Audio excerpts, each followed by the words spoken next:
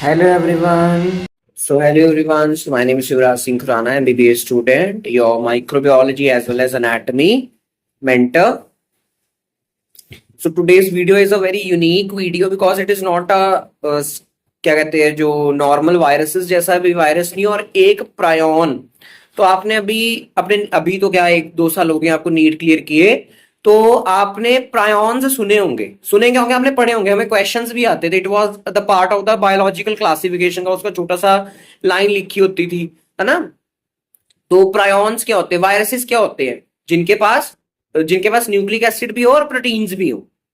But prions क्या होते हैं, जिनके दे आर एबनॉर्मल प्रोटीन्स ही कॉज कर रहे हैं इन्फेक्शन। बड़ी अजीब सी बात है। बट हाँ, और प्रायोन डिसीजेस कुछ सीएनएस की इन्फेक्शंस करते हैं, not common, very rare, but हाँ होती हैं, बट आपको पढ़नी पड़ेंगी और दीज आर इंपॉर्टेंट। ये slow viruses and prion disease हम इकट्ठे क्यों पढ़ रहे हैं, बिकॉज ये slow viruses and prion disease का जो इंक्यूबेशन पीरियड है वो बहुत लंबा है। बिकॉज ये एक से होने के लिए दो होने, मतलब एक को दो होने में इतना टाइम लग जाता है। इनका generation time is very big, इनका doubling time is very big. इसकी वजह से इनको एक वायरस को दूसरे दो वायरस होने में इतना टाइम लगता है। So slow viruses and prion diseases. So MCQ PYQ and free MCQ PYQ I will provide you at end, and free notes मैं टेलीग्राम के सेक्शन में डाल देता हूं, link is in description. So thought, crazy how people feel insecure about their looks but not their characters. Character इतने घटिया घटिया लोग लेके घूम रहे हैं और लुक्स इतने सुंदर दिखेंगे, they are the most handsome hunks, the beautiful girls. उसका भी यह फायदा है यार। और जब खुद खुद से बात करोगे, अंदर झांकोगे, तो खाली पाओगे अपने आप को। So low the features of the slow viruses and prion diseases is first very important, ये बहुत इंपॉर्टेंट है features, that is long incubation period. Time लगता है इनको अपनी पैथोजेनेसिस को बढ़ाते बढ़ाते और इन्फेक्शन करने में। Due to Y, due to long doubling time, about 5.2 days average. 5 से 6 दिन तक ले लेते हैं अपने आप को एक वायरस दो होने में। नहीं तो वायरस कितनी जल्दी जल्दी जल्दी जल्दी रेप्लिकेट करता है। एचआईवी देख लो कितना जल्दी भागता है, बट ये देखो कितने स्लो है। It takes months and years, months भी मैं कम बोलूंगा, ईयर्स ही लेते हैं अपने आप को ये डिसीज कॉज करने में। ठीक है। Next is strong genetic pre disposition, कि किसी को पहले हुआ था उसके एंसेस्टर को, तो उसको होने के चांसेस ज्यादा हो जाते हैं। प्री डिलिक्शन फॉर सीएनएस, सीएनएस से इनको बहुत प्यार है। Slow viruses and prion disease को सीएनएस से बहुत प्यार है। सीएनएस की ही इन्फेक्शन ये कॉज करते हैं और निमोनिया वगैरह भी करते हैं, बट वेरी लेस। सीएनएस से मेन है। इनवेरिएबली फेटल, जैसे rabies is very fatal, but rabies के तो चलो प्रिवेंशन है, तो उसके लिए बच जाता है बंदा। इनका तो कोई इलाज ही नहीं है, एक बार ही हो गया बस, मिरेकली कोई बचा सकता, नहीं तो नहीं। लैक एंटीजेनिसिटी, अच्छा ये एक बड़ी अच्छी बात मैंने सुनी थी, आई वॉन्ट टू शेयर, कि मैंने जैसे बोला कि मिरेकली कोई बचा सकता है, तो आज से 40-50 साल पहले कितने डिसीजेस ऐसी थी जो हम बोलते थे कि मिरेकल ही बचा सकता है। हाँ है ना, मिरेकल ही बचा सकता है, ऐसे हम कितनी बोलते थे पहली चीजें। बट आज हमारे पास उन डिसीजेस की, उन डिसऑर्डर्स की दवाइयां हैं, सर्जरीज हैं, ट्रीटमेंट है, थेरेपीज है। तो वो कैसे हुई है, कैसे हुई है? बिकॉज लोगों ने हार नहीं मानी है, लोगों ने हार नहीं मानी, लड़ते रहे कि कैसे नहीं है डिसीज, कोई ना कोई ट्रीटमेंट होगी, ढूंढते रहे, रिसर्च करते रहे। तो अगर मैं बोलता भी हूं कि हाँ इस बीमारी का इलाज नहीं है, तो बी दैट पर्सन की उसका इलाज ढूंढने के लिए रिसर्च करो, केसेस देखो, बेस्ट दो अपना। लैक एंटीजेनिसिटी, इनके अगेंस्ट हमारे अंदर एंटीबॉडीज भी नहीं प्रोड्यूस होती हैं। ये ज्यादा पंगा है कि एंटीबॉडीज भी नहीं प्रोड्यूस हो रही है। Lack of immune response and inflammation against the viral proteins, ना हमारे अंदर इनके अगेंस्ट इन्फ्लामेशन होती है कि जो प्रोटेक्टिव हो, ना एंटीबॉडीज बनती है इनके एंटीजेंस के खिलाफ। बॉडी मार ही नहीं सकती, खुद मारती भी तो कम मारती है। Do not produce cytopathic effect, कि जब आप इसको सेल लाइंस में करते हो या इसका डायरेक्ट इनॉक्यूलेशन देखते हो, तो माइक्रोस्कोप में साइटोपैथिक इफेक्ट भी शो नहीं करते, मॉर्फोलॉजी का कोई चेंज नहीं आता है। So do not produce cytopathic effect, lack in immune response and inflammation, दोनों नहीं शो करते। स्लो वायरसेस, तो first disease is progressive multifocal leukoencephalopathy PML, PML that is progressive multifocal leukoencephalopathy PML caused by JC virus. तो इसका host कौन है, किन में होती है ये disease, that is my humans. तो ह्यूमंस में पीएमएल होगा। सब एक्यूट सेक्युलराइजिंग पैन एनकेफेलाइटिस, जिसकी शॉर्ट फॉर्म क्या है, एसएसपीई। तो जिसने स्किन इन्फेक्शंस वाली वीडियोस मेरी देख ली हैं या जिसने मीजल्स पढ़ लिया है, तो मैंने उसकी एक बहुत सीरियस कॉम्प्लिकेशन आपको सिर्फ नाम बोला था, तब मैंने बोला था सीएनएस में आपको पढ़ाऊंगा, that is was subacute sclerosing panencephalitis caused by the measles virus and the host is only humans, humans में ही होता है। Progressive rubella panencephalitis which is a complication of the rubella virus, ये भी humans में ही होता है। Visna virus and maedi virus, visna virus and maedi virus causes disease in sheep only, not in humans, only in sheep. और ये जो पहली चार बीमारियां हैं, that is progressive multifocal leukopathy, subacute panencephalitis, progressive rubella encephalitis या encephalopathy and visna, ये क्या है, it causes CNS disease only, encephalopathy encephalitis. But जो मेरा मेडी वायरस है, it causes pneumonia in sheep, not encephalopathy. This is important for MCQs, okay, it causes pneumonia not encephalopathy. But ये जो बाकी सारे हैं, ये सारे क्या कर रहे हैं, मेरा एनकेफेलोपैथी। अब हम थोड़ा थोड़ा सबके बारे में पढ़ेंगे, थोड़ा थोड़ा ही पढ़ना, ज्यादा नहीं पढ़ेंगे। Progressive multifocal leukopathy PML, positive agent is JC virus, that is named after the initials of the first patient with this John Cunningham. John Cunningham patient का नाम था जिसको पहली बार ये प्रोग्रेसिव मल्टीफोकल ल्यूकोपैथी हुई थी, उसके नाम पे वायरस का नाम रख दिया, जॉन क्यूनिंगम वायरस, जेसी वायरस। पैथोजेनेसिस, तो बेटा बेसिकली ब्रेन के अंदर देयर इज मल्टीफोकल लेजन्स। जब आप, मैं इसकी एमआरआई इमेज लानी भूल गया, ठीक है, मैं आप इसको शेयर कर दूंगा on my story and all. तो आप जब आप देखोगे, तो इसका जब ब्रेन का एमआरआई देखोगे, क्रॉस सेक्शन देखोगे, तो ऐसे आपको ब्रेन के बीच में there will be my multifocal lesions, छोटे छोटे छोटे छोटे फोकस बने होंगे व्हाइट कलर के, कैल्सिफाइड हो सकते हैं, नहीं भी हो सकते, कुछ भी हो सकता है दोनों में से, ठीक है। तो ऐसे ब्रेन की जब एमआरआई देखोगे, छोटे छोटे छोटे छोटे छोटे छोटे व्हाइट स्पॉट्स आपको दिखेंगे, okay. So multifocal lesions of demyelination through the brain, जो ब्रेन के अंदर जो माइलिन शीथ है, उसको ये वायरस जाके डिस्ट्रॉय करना शुरू कर देता है, causing demyelination. Next is deformation of astrocytes and oligodendrocytes, these are my supportive cells, उनको ये डिस्ट्रॉय करेगा। किन में ज्यादा होता है, जेसी वायरस ज्यादातर नॉर्मल बंदे को कम इन्फेक्ट करता है, it infects the immunocompromised states और एल्डरली और pregnant ladies, immunodeficiency condition में सबसे ज्यादा दिखता है। और 80% cases of PML, 80% cases of PML is seen in AIDS person, 80%। Normal बंदे के अंदर तो ये मर ही जा रहा है, बट 80%, कितना बड़ा नंबर है, 80% cases of the PML is seen only in AIDS person, HIV AIDS। Clinical features encephalopathy के क्या क्या फीचर्स होते हैं, सीजर्स हो सकता है, weakness, ataxia, nausea, vomiting, visual deficits, Bell's palsy, ocular palsy, कुछ भी आप डाल सकते हो। So visual deficits, mental impairment, weakness and ataxia and seizures. Ataxia पता ना क्या होता है, लॉस ऑफ कोऑर्डिनेशन, या जिसको हम बोलते हैं incoordination, loss of coordination. Lab diagnosis MRI scan से ही पता लगेगा आपको for brain lesions and PCR you can, इसके PCR is not so available in India कि पीसीआर जेसी वायरस का हम स्पेशल बना रही हैं, तो अभी तक तो ऐसा इंडिया में बहुत कम है। Treatment, no specific treatment, ART is given to HIV positive person because maximum cases of the JC virus, that is PML, is caused in the HIV AIDS only. Next is my subacute secularizing pan encephalitis, which is a complication, severe but rare complication of the measles, that is measles encephalitis. SSP is rare, 1 in 1 to 5 lakh cases।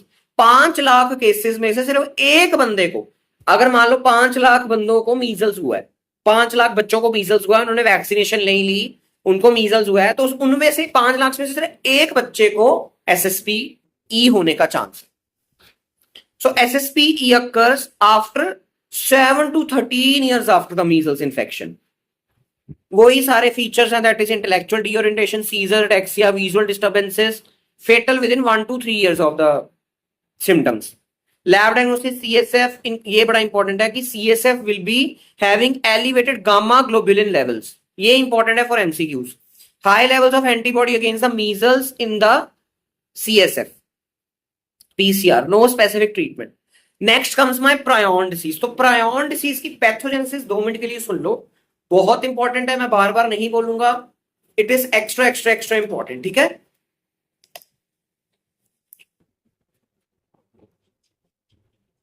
तो prions क्या होते हैं, starting में आपको बोला they are abnormally folded proteins. So prions are infectious protein particles that lack nucleic acid. Prions are resistant to sterilization. This is important line कि इनको आप जो हम स्टरलाइजेशन डिसइंफेक्शन के मेथड्स करते हैं, autoclaving, hydroclaving, all that chemical agents, I don't remember now, ethylene oxide and all, तो उससे ये मरता ही नहीं है. नहीं तो ज्यादातर ऑटोक्लेव से तो सारे मर जाते हैं, नियरली 100% बैक्टीरिया वायरसेस मर जाते हैं सारे, बट ये नहीं मरता. So they are resistant to the sterilisation. अब इनकी पैथोजेनेसिस ध्यान से सुनो, आई वांट योर 100% कंसंट्रेशन. जिसने अभी पीना, खाना पीना, बात बूत जो करनी करके आओ, पॉज करके फिर मेरे पास आओ, मुझे 100% कंसंट्रेशन चाहिए, बिकॉज इसकी पैथोजेनेसिस कोई नॉर्मल पैथोजेनेसिस जैसी नहीं है. ओके चलो, होप आप सब अपनी चीजें करके आ गए होगे. अब सुनो, तो prions are carried to brain. देखो मेरी बात सुनो कि बेसिकली कोई भी तरीके के से अंदर आए, ब्रेन तक ये पहुंच गए. आपको बताता हूं कैसे पहुंचे. ठीक है, तो हमारे अंदर एक नॉर्मली एक प्रोटीन होता है जिसका नाम है PRPC. It is normally present in humans. Humans क्या, animals, all animals, normally present in humans and animals. कौन सा, PRPC. PRPC, PRPC is normally present in our human brain. Normally present.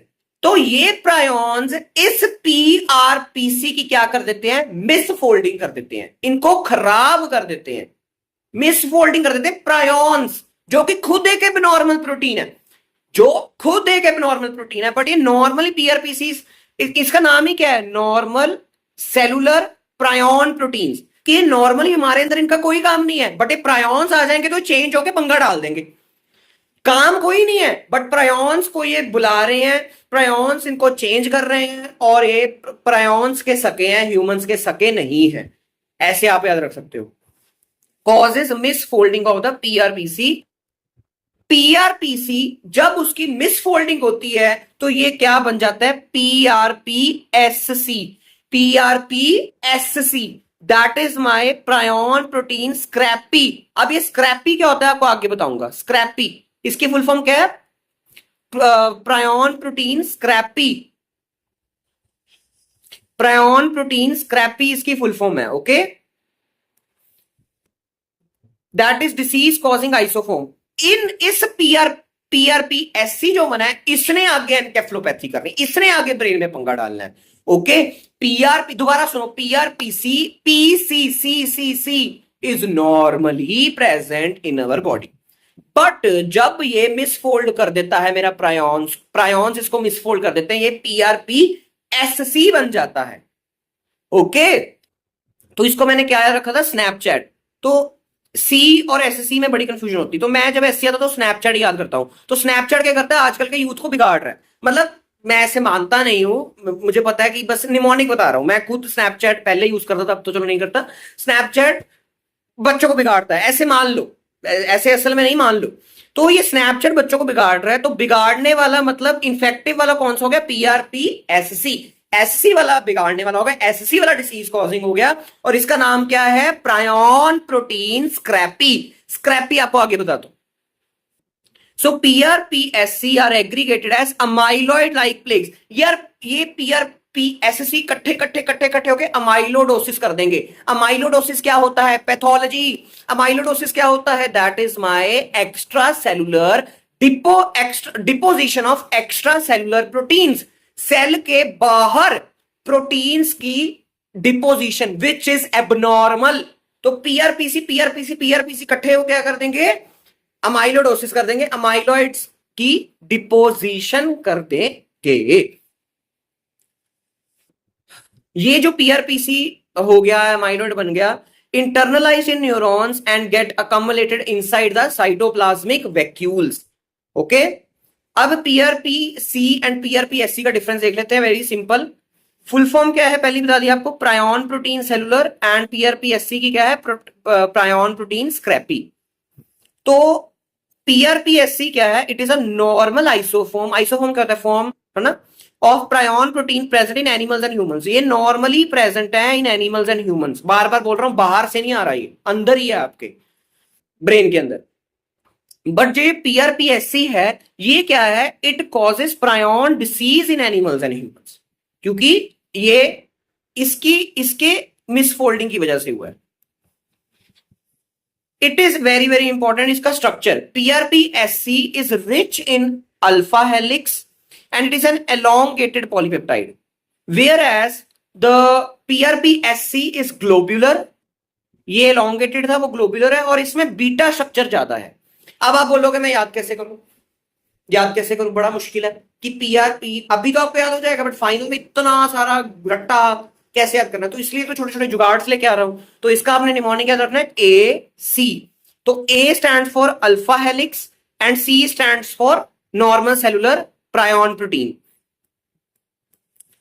तो जो मेरा पीआरपीसी है, इसके अंदर अल्फा हेलिक्स है, अल्फा हेलिक्स रिच है, ज्यादा अल्फा हेलिक्स है, बीटा स्ट्रक्चर कम है। बट जो मेरा पीआरपीएससी है, उसके अंदर बीटा स्ट्रक्चर ज्यादा है बट अल्फा हेलिक्स कम है। तो आप एक याद रख लो, दूसरे का उल्टा हो जाएगा। और एक चीज आपको ऐसी याद रखनी पड़ेगी, जो सी है, सी जो है that is elongated in nature, and जो एससी है that is globular in nature.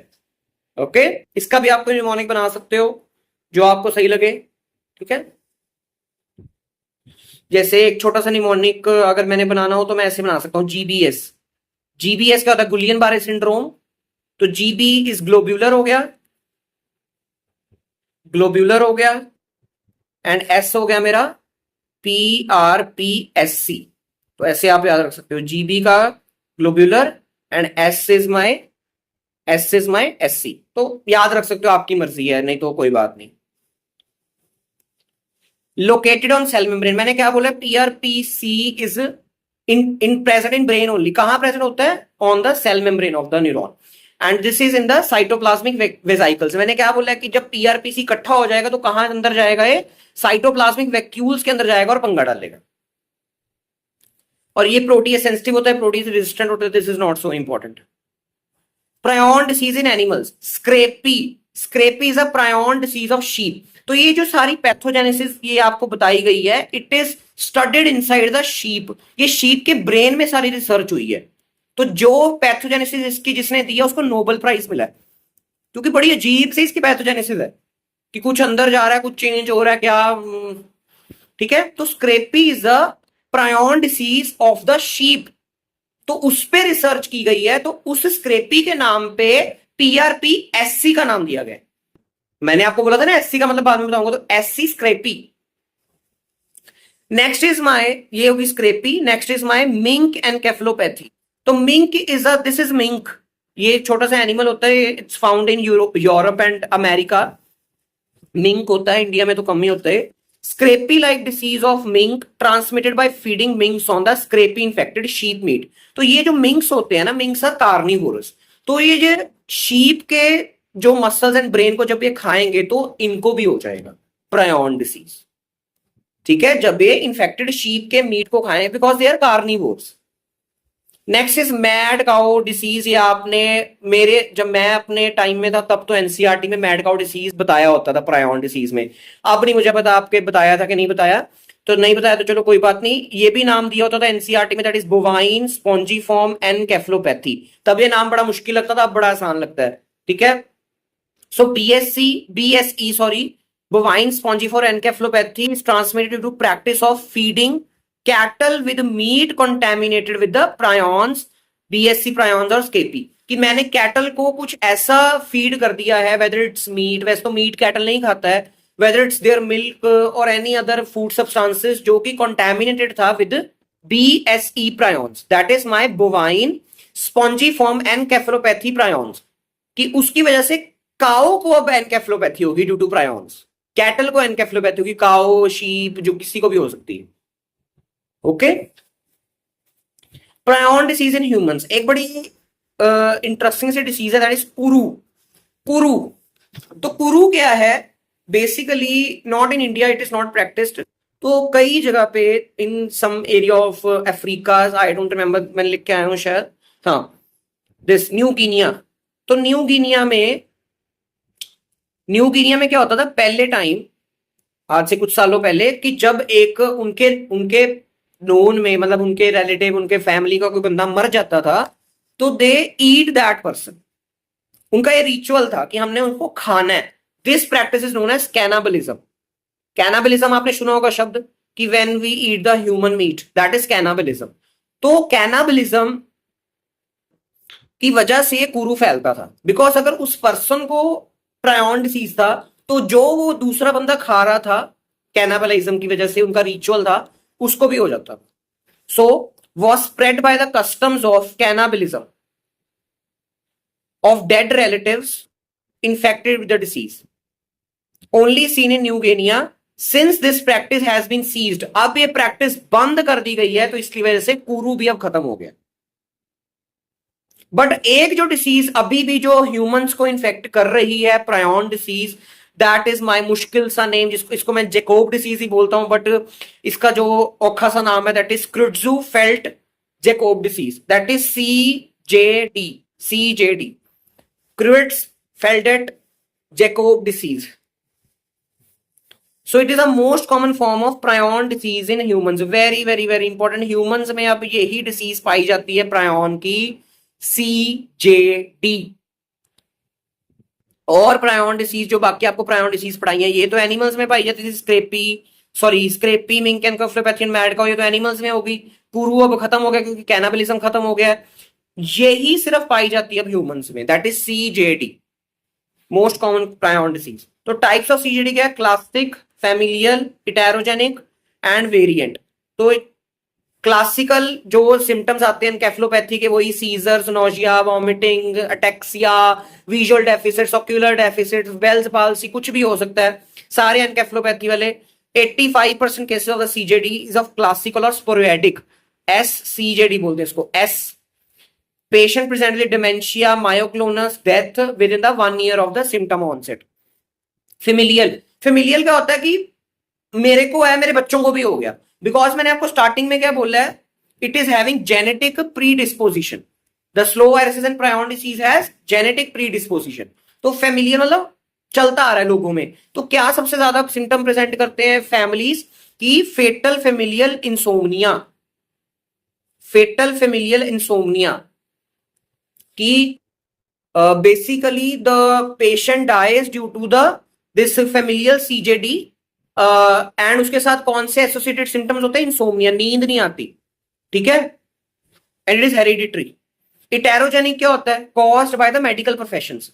एक होता है इडियोपैथिक, एक होता है इटेरोजेनिक। ये दोनों का डिफरेंस आपको पता होना चाहिए, बच्चे बहुत कंफ्यूज करते हैं दोनों में। इडियोपैथिक जिसका कॉज ही अननोन है, cause is unknown, that is idiopathic. और इटेरोजेनिक क्या होता है कि caused by the medical professional, disease caused by medical professional. कि सपोज करो पेशेंट एक बीमारी के साथ आया था, आपने उसका ध्यान नहीं रखा, एसेप्सिस मेंटेन नहीं की, उसको कोई इन्फेक्शन कॉज कर दिया आपने, that is your mistake, that is heterogenic. Caused by contamination with the tissue from infected person due to medical or surgical procedures like transplantation and transfusion.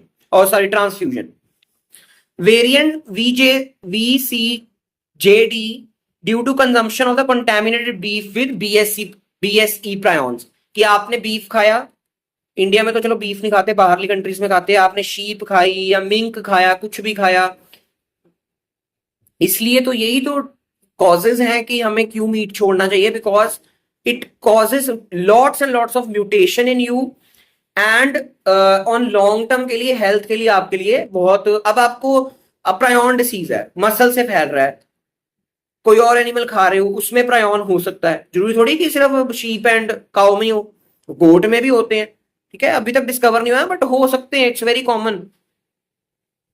So due to consumption of the contaminated beef with BSC prions, BSE prions. तो lab diagnosis क्या है इसके? अब lab diagnosis not so available in India. So detection of PrPSc which is abnormal form, PrPC तो सब में ही present है, पीआरपीएससी उसमें होगा जिसमें प्रॉब्लम है। So by confirmation dependent immunoassay, pathological changes in brain biopsy that is spongiform degeneration with lack of inflammation. Inflammation नहीं होती है जब आप ब्रेन बायोप्सी देखोगे, बट सेल फूले फूले होंगे। क्यों फूले फूले हुए हैं? क्यों फूले फूले हुए हैं? क्योंकि पीआरपीएससी एग्रीगेट्स बने हुए हैं इन द, कहां पर, कौन सी जगह पर? साइटोप्लाज्मिक वैक्यूल्स या वेसिकल्स। सारा कुछ पैथोजेनेसिस इसका आंसर हो जाता है। Abnormal EEG, not ECG, EEG जो ब्रेन की करते हैं, that is in late stage of disease.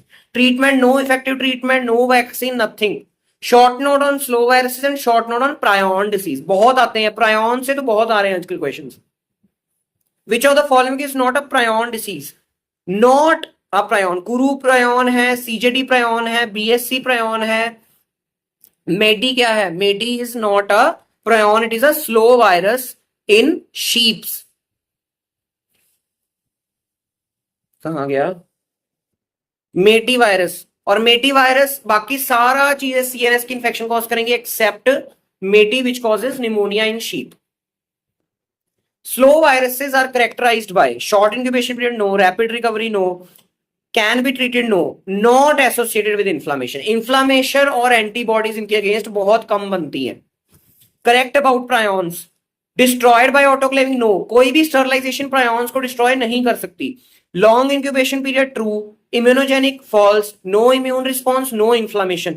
Nucleic acid present, no, only proteins. Human disease historically associated with ritual cannibalism, New Guinea, that was my Kuru. BSC तो वही मेरा हो गया mad cow. PML, progressive multifocal leucopathy, which is a slow virus, JC virus cause करते हैं, SSP is a complication of the measles. So this was all about today's video. Please share if you like my content and please subscribe my channel and बिल्कुल end में बोलता हूँ share करने के लिए, और please be kind to humans, animals and environment. मिलते हैं नेक्स्ट वीडियो में।